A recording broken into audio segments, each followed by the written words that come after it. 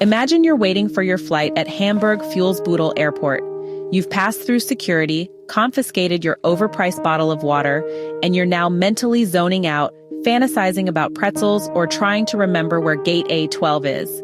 Then suddenly, bam, there's a scene. A 5-year-old boy, all by himself, stands there crying, sobbing in Latvian, loud guttural weeping that pierces through the terminal. And the poor thing? He doesn't speak a word of German or English. He just keeps saying things no one around understands. Strangers try French, German, English, heck, maybe even a bit of Spanish.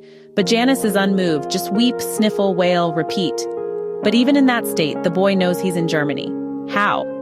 Because his mother had warned him that, and I quote, "A German may appear to be a good fellow, but better to hang him." Well, welcome to Germany, kid. That's how the kid opens. Straight into the middle of this airport drama, and then quickly swerving us away to explain how we got here.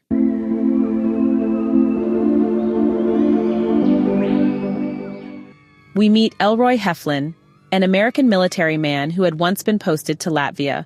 While there, he had an affair with a Latvian woman named Evija. She becomes pregnant, and Elroy, surprisingly, or admirably depending on how you see it, proposes. But Evija says no, she's not ready. Before anything else can be worked out, Elroy is deployed to Afghanistan. So fatherhood is delayed, but Elroy doesn't vanish. He sends Evija money for their son, Janis, tries to keep some form of long-distance parenting alive, and then out of nowhere he gets an email. Evija is moving to Spain. She won't be taking Janis, so Elroy must come for the boy, now, within the month, or else. This begins the long, slow unraveling of Elroy Heflin's mental state and his moral compass. Oh no. So Elroy flies to Germany to meet Janis, because clearly Latvia isn't dramatic enough. And we begin to understand just how comically unprepared this man is for fatherhood. He tries to bond with Janis, but let's just say military precision doesn't translate well into parenting. He shouts at the boy in that authoritative, combat-hardened tone soldiers tend to have, thinking maybe discipline will do the trick. When that doesn't work, he scours bookstores looking for parenting manuals like he's looking for a field guide on how to defuse toddlers. The thing is, Elroy is genuinely confused. This man is wrestling with the idea of whether Janis is even his child. Evija had dated other men during his absence, including, and I quote again, a Russian theater fag. So, yeah, we're not only navigating emotional baggage, but also toxic masculinity, cultural prejudice, and a good chunk of unresolved trauma.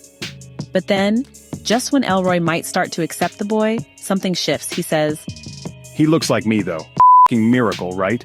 You expect them to follow you in the face, but then you don't think they do until they get to a certain age and you see it." He sees himself in Janis literally, but can he see himself as a father? That's the million-dollar question, and one that Elroy never really answers, at least not with his words.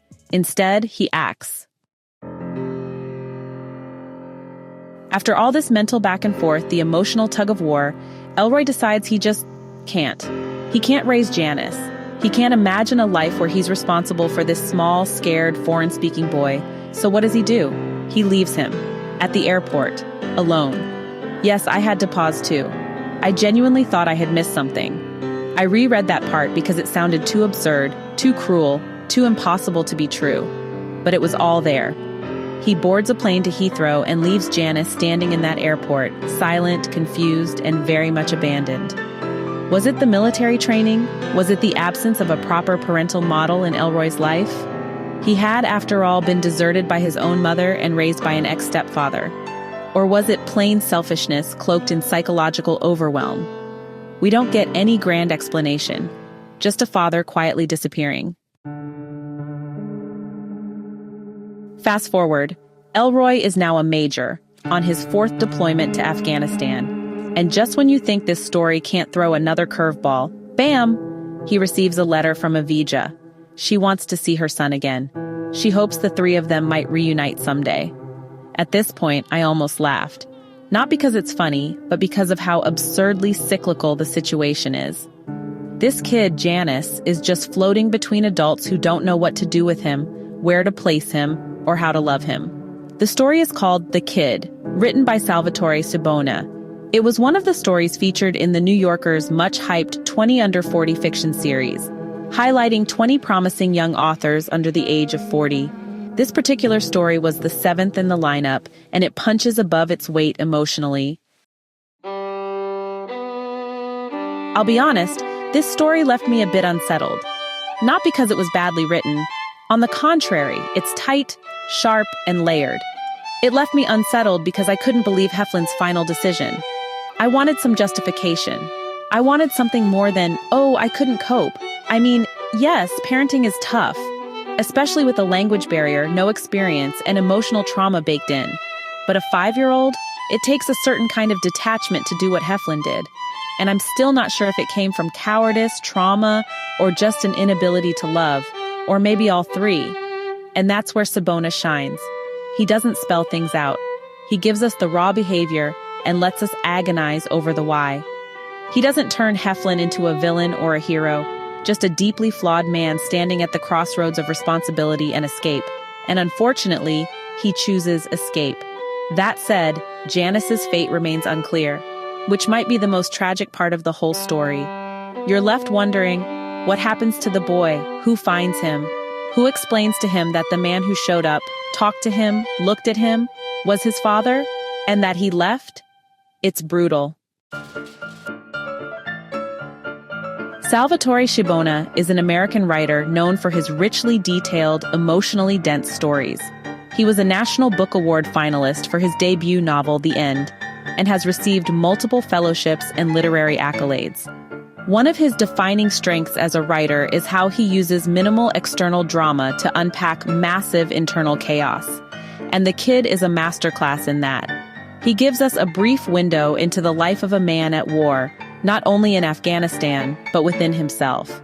A man struggling with love, obligation, manhood, and the weight of unwanted responsibility. And he gives us a child, voiceless for most of the story, yet hauntingly present. Janis doesn't speak our language, but his silence says everything. If you've read The Kid, I'd love to hear your thoughts. Was Elroy unforgivably selfish? Was he a broken man incapable of doing better? Did he abandon Janis out of panic? Or did he think it was some twisted act of mercy?